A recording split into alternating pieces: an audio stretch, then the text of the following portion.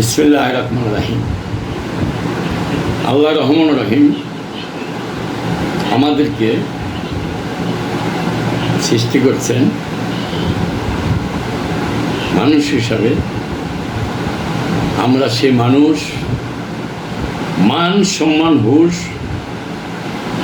এই দিয়ে এগুলো মানুষ, এগুলো যার ভিতরে থাকবে না, আমি মনে করি সে একজন আত্মাওয়ালা মানুষ।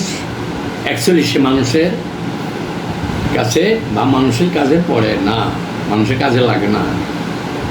এই ধরনের ব্যাপার স্যাপার যে গত পর্বে আমি যে আলোচনা করছিলাম যে মা বাবার দোয়ায় বা অন্যান্যদের যারা আছে মুরব্বীদের দোয়ায়, দেশের জন্য, জাতির জন্য, মুক্তিযুদ্ধের জন্য রেডি হওয়া, এইসব নিয়ে কথাবার্তা বলছিলাম।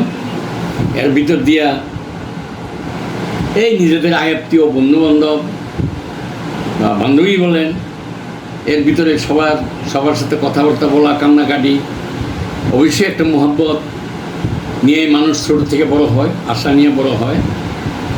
সেখানে কিন্তু যখন বড় হয় তখন তার কর্মে দায়িত্ব পড়ে, তখন তার সে দায়িত্ব পালন করতে হয়। এটা আল্লাহর হুকুম, বিধান, আমার নবীর হুকুম।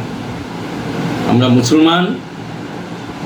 মুসলমান হিসাবে দেশের, জাতির, মা বোনদের সম্মান রক্ষার্থে যুদ্ধে যাইতে হবে। এইসব আলোচনা আমাদের ভিতরে শুরু হইল। আমরা মোটামুটি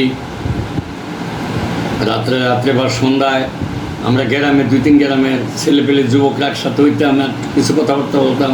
মোটামুটি সবার ভিতরে একটু উৎসাহ দেখা যেত যে আমরা হয়তো সবাই যাব। কিন্তু দুঃখজনক ব্যাপার যে যখন আমরা গেলাম তখন দেখা গেল যে অনেকেই নাই। যাক, এটা একটু পরে বলবো, এর আগে বলবো মা বাবা। আমার বাবা 4 বছর বয়সে সময় মারা গেছে, আগেই বলছি। দুর্ভাগ্য ছিল আমার, অসুস্থর কারণে মারা গেছেন। পরে আমার মা আমাকে দুঃখ কষ্ট করে মানুষ করছেন। মার আশীর্বাদ, মার দোয়ায় আমাকে মুক্তিযুদ্ধ যাওয়ার জন্য উনি আমাকে অর্ডার দিচ্ছেন। এর ভিতর দিয়ে আমরা মোটামুটি রেডি হয়েছি যে মা বাবার হুকুম মানা না মানা নিয়ে কিছু কথা বলব। আজকে যে আল্লাহ, নবী, আল্লাহ কোরআনে বলছে, হাদিস বলছে, নবীজি বলছেন, যেই কোনো লোক, যে মা সন্তানকে গর্ভে ধারণ করে, কষ্ট করে 10 মাস 10 দিন পরে তার জন্মগ্রহণ করেন সন্তানে, সেই মার যে ব্যথা সন্তানকে দিকে, তখন সে ব্যথাটা ভুলে যায়। সেই মা আর যে বাবা সন্তানের মুখে আহার জোগানোর জন্য, সন্তানের সুখের জন্য, সংসারের সুখের জন্য বাবা রাত দিন কর্ম করে বেড়ান। কোথায় কাজ পাবে, কোথায় পয়সা পাবে, কী নিয়ে আসবে বাসায় একটা বাচ্চার জন্য, ছেলের জন্য, মেয়ের জন্য। প্রতিটা বাবাই আশা করে, হয়তো সমর্থ থাকুক না থাকুক, কিন্তু সবারই আশা থাকে। সেই হিসাবে প্রতিটা সন্তানেরই আমি অনুরোধ করব, এখনও আমার কথাগুলো যারা শুনবেন, আশা করি প্রতিটা সন্তান আপনাদের বাবা মার কথা মাইনা চলবেন, তাদেরকে সম্মান করবেন। তাদেরকে যখন সম্মান করবেন, স্বয়ং আল্লাহ, আমার নবী খুশি হয়ে যাবে। মা বাবার হুকুমে চললে আপনি আল্লাহকে পাবেন, আপনার ভালো রাস্তা খুঁজে পাবেন। আল্লাহ আপনার ভালো রুজির রাস্তা দেখাবে মার দোয়ার কারণে। সেটা আমি নিজে সাক্ষী। এই নিয়ে আমি এই যে মা বাবার দোয়া নিয়ে একজন বয়াতি একটা গান গেছে যে আমার নবীর বাবা মা ছিলেন না, ওনার নিয়ে বাপ মার কী করে নিও, বাপ মার জন্য একটা গান একটু আপনারা শুনেন, কিছু মনে করবেন না। এই গানটার থেকে অনেক কিছু শিখতে পারবেন। আমার নবী করিম সাল্লাল্লাহু আলাইহি সাল্লাম বলছেন, আমি আমার জীবনে এমন কোনো ইবাদত না করেছি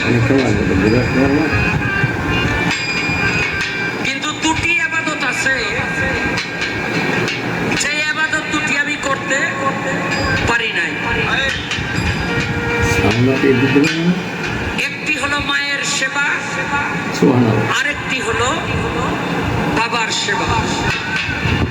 হে আমার উম্মতেরা, তোমাদের জীবনে যদি মা বাবা বেঁচে থাকে, তোমরা তাদের খেদমত করে জান্নাতের দরজা খুলে নিও। সবাই বলেন সুবহানাল্লাহ। সুবহানাল্লাহ। কোন সাহাবী বলে, ইয়া রাসূলুল্লাহ, আমাদের তো মা বাবা নাই, আমরা কিভাবে খেদমত করব? আল্লাহ পাক বললেন যে আপনার উম্মতদেরকে বলে দেন, যদি মুনাজাতের মাধ্যমে মা বাবার জন্য দোয়া করে, আমি আল্লাহ ওইটাকে খেদমত রূপে গণ্য করে নিব। সুবহানাল্লাহ, সুবহানাল্লাহ, আলহামদুলিল্লাহ, আল্লাহু আকবার। তাই মা বাবার প্রতি সবাই খেয়াল রাখবেন। ওই আমি করি নাই, করিতে পারি নাই,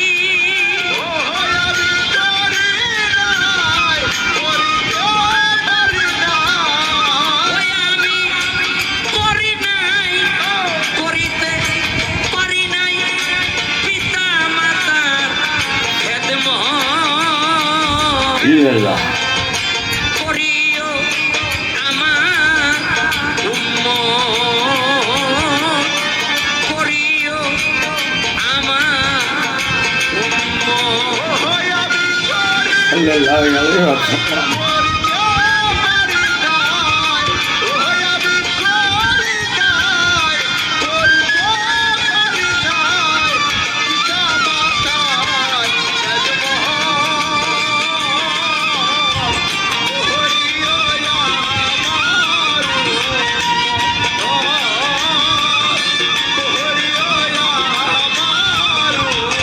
সুবহানাল্লাহ, সাল্লাল্লাহু আলাইহি ওয়াসাল্লাম।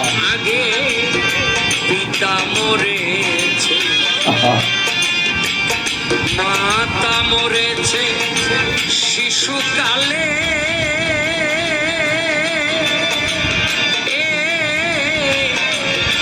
আমি এতিমে নিখিল।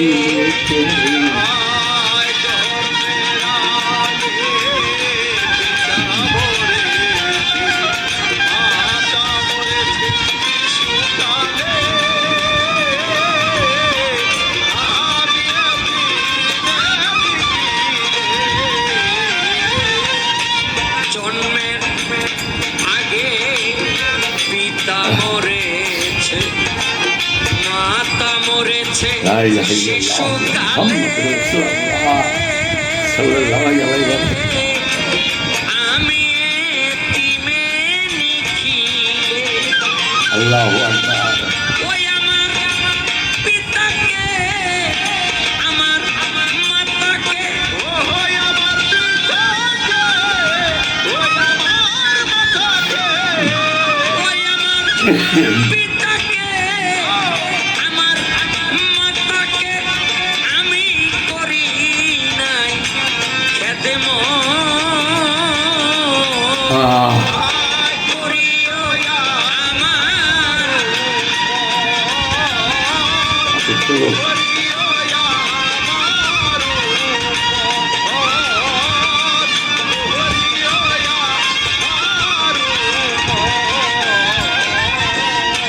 বাবাকে তোমরা কাবা জানিও মদিনা জানিও, মাকে আল্লাহ। বাঁচিয়া যদি গো থাকে, বাবাকে তোমরা কাবা জানিও, মদিনা জানিও, মাকে বাঁচিয়া যদি গো থাকে। বাবাকে তোমরা কাবা জানিও, ইল্লাল্লাহ, মদিনা জানিও, আল্লাহ।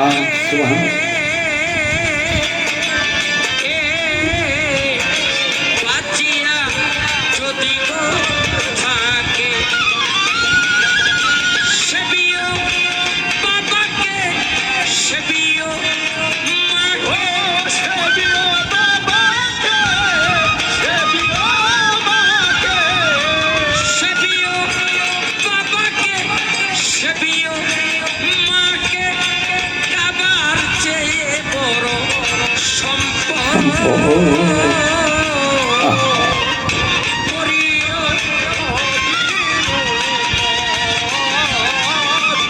সাল্লাল্লাহু আলাইহি ওয়াসাল্লাম। সুবহানাল্লাহ, আল্লাহু আকবার।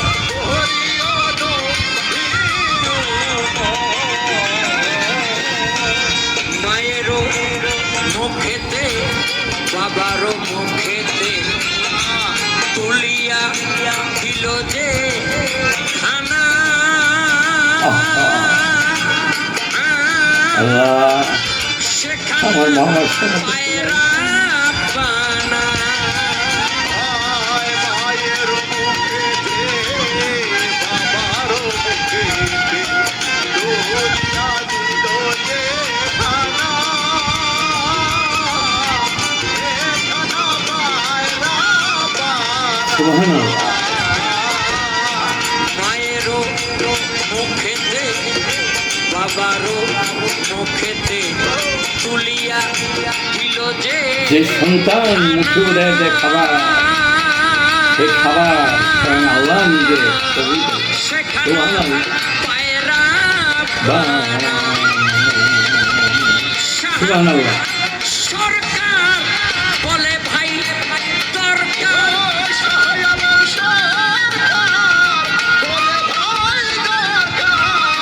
শাহালম সরকার বলে ভাই দরকার, পিতা মাতার নেক বরকত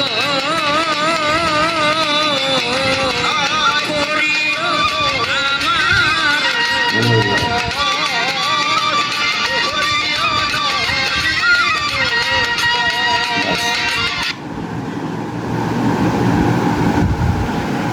এই যে গানটা শুনলেন,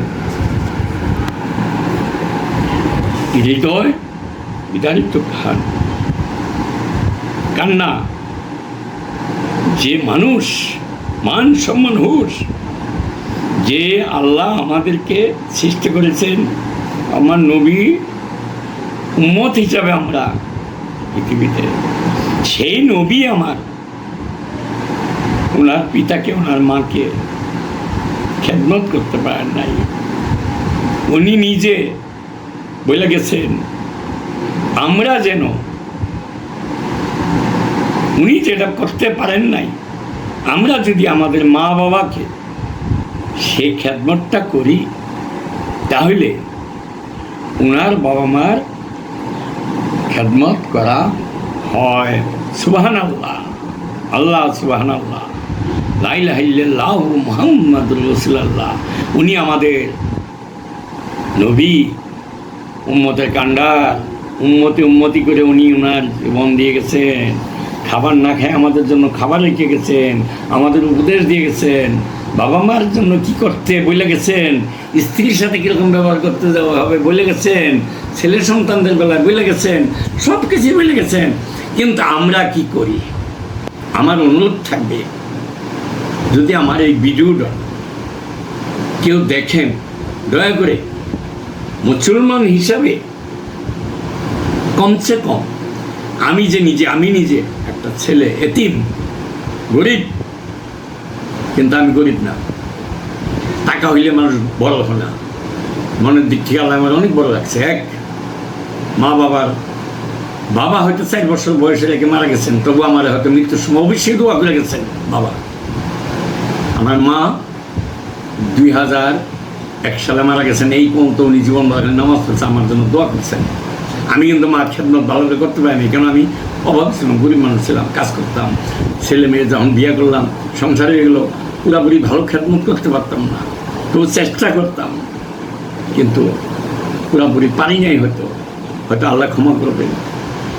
আল্লাহ, একজন আপনাদেরকে আমার অনুরোধ থাকবে, বাংলাদেশের বা বিশ্বের মুসলমান যারাই আমার এটা দেখবেন, আজকের থেকে মনের ভিতরে রাখবেন এই কথাগুলো।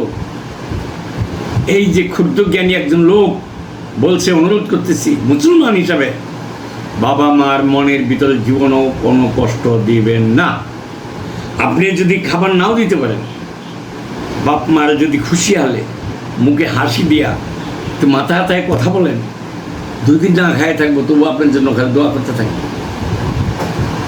আপনি বিরিয়ানি খাবেন, আপনার মা বিরিয়ানি খাবে না, আপনি সেই বিরিয়ানি আপনি দুজকে নিয়ে যাবেন। আপনার বাবাকে ধমক বলবেন, ভালো খাবার আপনি খাইতেছেন, বাবার দিচ্ছেন না, আহা, আপনার সেই খাবারে আপনাকে দুজকে নিয়ে যাবে। কোনো রাস্তা নাই ভেলানো। বাপ মারে কষ্ট দিবেন না, বাপ মারে কষ্ট দিবেন না, বাপ মারে কষ্ট দিবেন না। আমিনুল ইসলাম বললাম, আল্লাহর দোয়াই বাবা মার দোয়া নিবেন।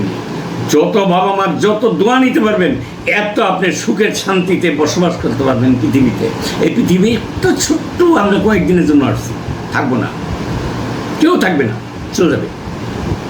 কিন্তু কাজটুক, এই কাজটুক, এই বাপ মার ভিতরে, সংসারের ভিতরে যে আল্লাহ যে বন্দিগিটা রাখছে, এটুকু করতে পারলে আপনার অনেক রাস্তা ক্লিয়ার হয়ে যাবে। আপনি ওই যে আমার নবীর কথাটা বলতে পারবেন যে আল্লাহ, আমার নবীর কথা বলতে পারবেন, আমি এই কাজগুলো কমসম করতে পারছি, বা আমার এই হিসাবে মাপ পাইতে পারি আমরা। সুবহানাল্লাহ। আল্লাহ সবাইকে হেদায়েত করুক, আল্লাহ সবাইকে শুভবুদ্ধি দেখ। আমাদের জন্য খালি বাবা মাই না, সমাজে, দেশে সবাই যেন সবাইকে আমরা ভালোবাসি। আমাদের ভিতরে মারামারি, কাটাকাটি, হানাহানি, দলাদলি, ক্ষমতার পান্ডাপান্ডি, হ্যাঁ, এইসব বন্ধ করে আমরা যেন আল্লাহর ভয় রাখি, আল্লাহকে ভালোবাসি, নবীকে ভালোবাসি, সংসারকে, আমাদের ছেলে মেয়ে, বাপ মা সবাইকে যেন আমরা ভালোবাসি।